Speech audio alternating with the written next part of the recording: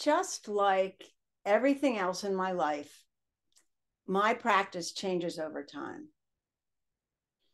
Sometimes it feels really strong and really engaged, and I want to come to the cushion. I want to be attentive to my life. And there are other times when my practice feels dry, it feels fallow. It's hard to describe, but it's kind of blah. My state of mind feels kind of like the weather these days. There's little color and there's a lot of gray. And there's not a lot of feeling to it. So in these times, it's harder to stay on the cushion. It's hard to sustain my interest. My mind wanders a lot, looking for something more exciting to engage. I can get restless and dissatisfied. And I'm really not inspired to try to be mindful through the day.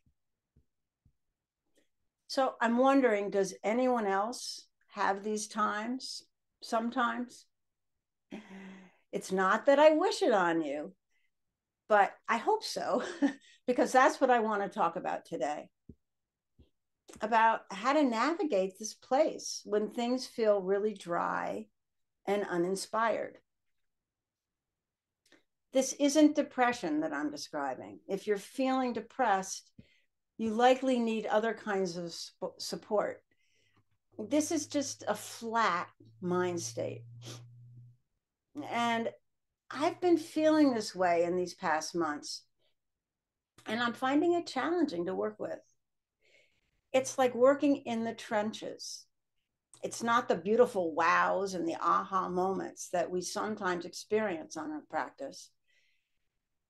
But what I'm finding is that it's also insightful to work with.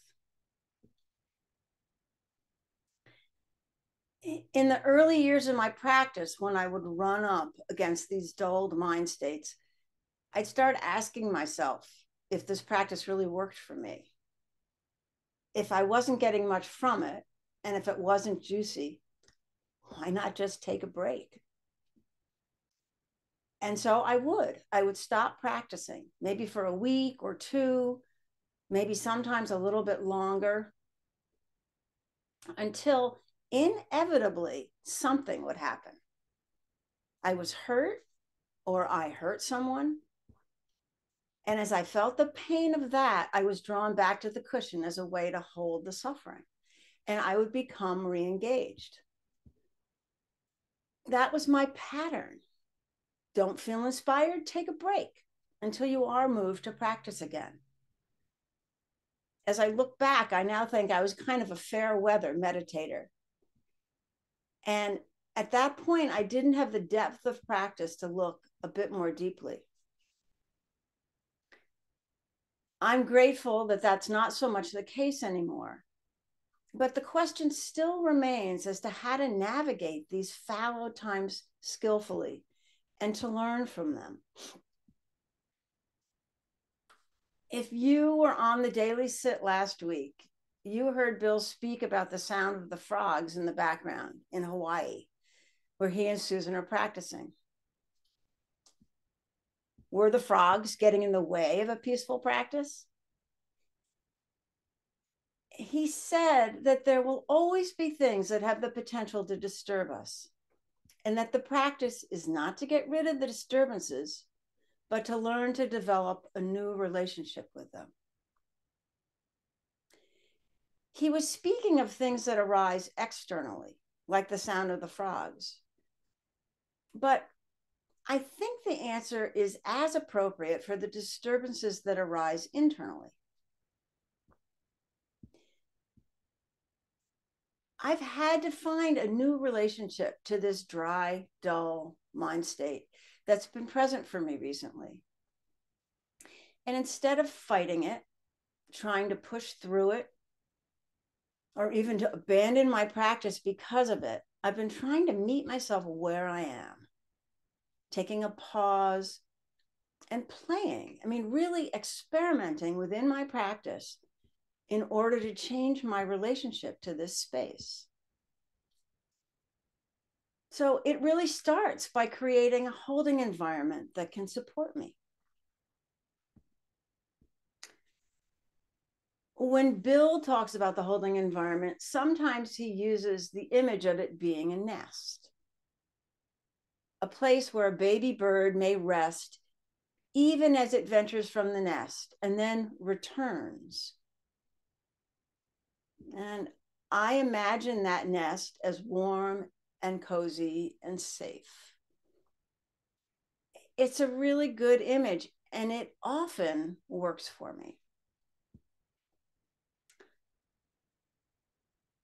But in these times where I'm feeling really dry and flat and dull, warm and cozy feels way too constrained. I need more spaciousness where I can be with, but not too intimately with my experience. And so I'm learning to create a holding environment that's much more spacious. It's broad and allowing and safe. So I'm trying to think of a good image for it to share with you. And I think of the trails behind my house where I walk into the woods and I feel sheltered among the trees, held there. And then I think of hiking to the top of a mountain. The summit's above tree line, and there's a long vista.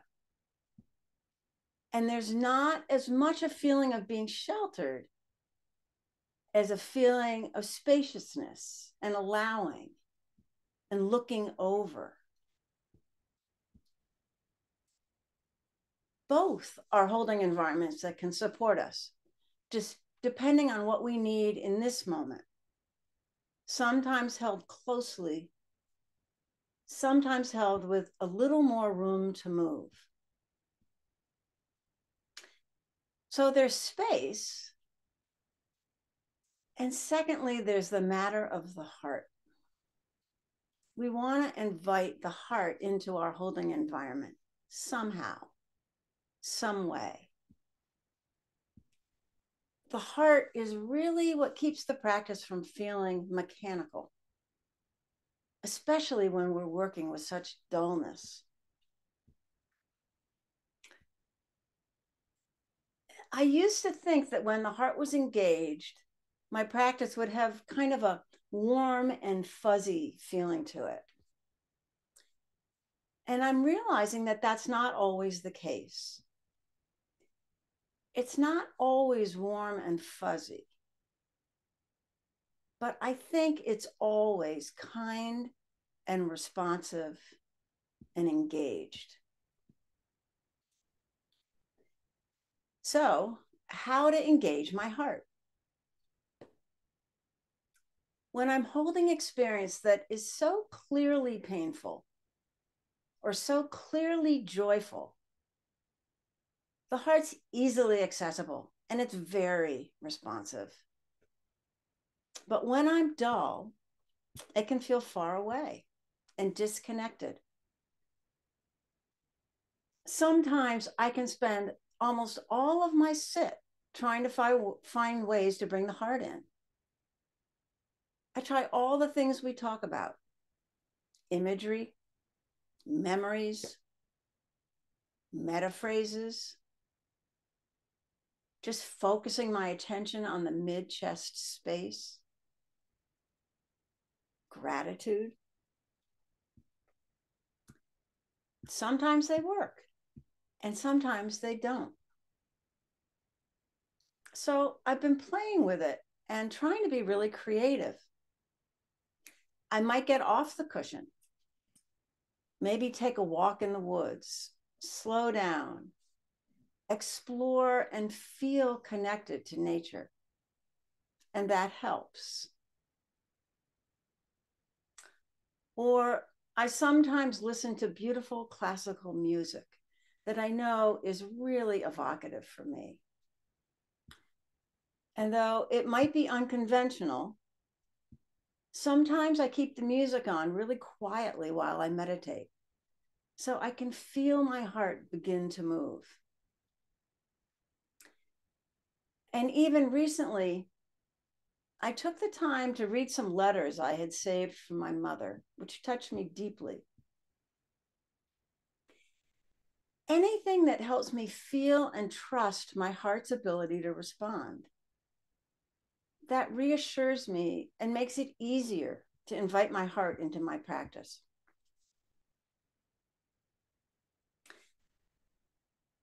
So my heart can be a bit shy too.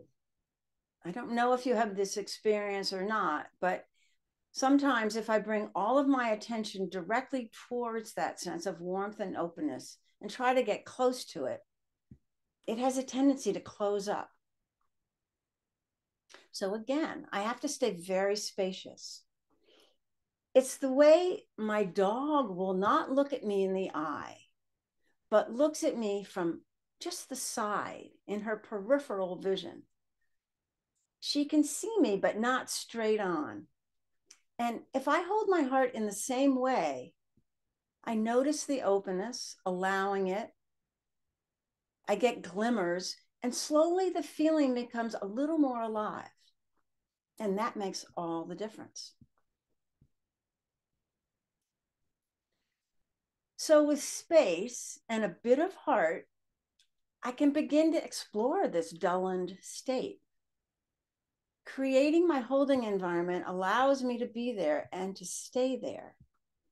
And actually, it's been pretty insightful. To begin, I've simply tried to label the feeling tone of this state. It's not pleasant, and it's not terribly unpleasant either. So really, it's mostly neutral Vedana. And it lets me see how little tolerance I have for neutral states, especially internal neutral states. Part of what's difficult about the neutral feelings is that they're harder to connect with and harder to care about. They just seem boring. And yet, right there is a clue. If I'm engaged, I can say, what does boring feel like? What does dry and fallow feel like? I remember a teacher once saying that Buddhism is not about generalities, but about specifics. So it's not about just saying this is dry, but about asking, what does dry feel like? And then I can feel it in my neck and throat. It's subtle, but it's there. So in asking the question, the dry state becomes more nuanced. It actually becomes slightly unpleasant and slightly more interesting too. It's the holding environment that lets us work with these dull states. And it's taking the time to make the holding environment truly our own. Creating an internal environment that supports us, that feels safe, that has the right amount of space and has the heart involved somehow. That's what allows us to stay, just stay. And that's what it takes to meet ourselves where we are.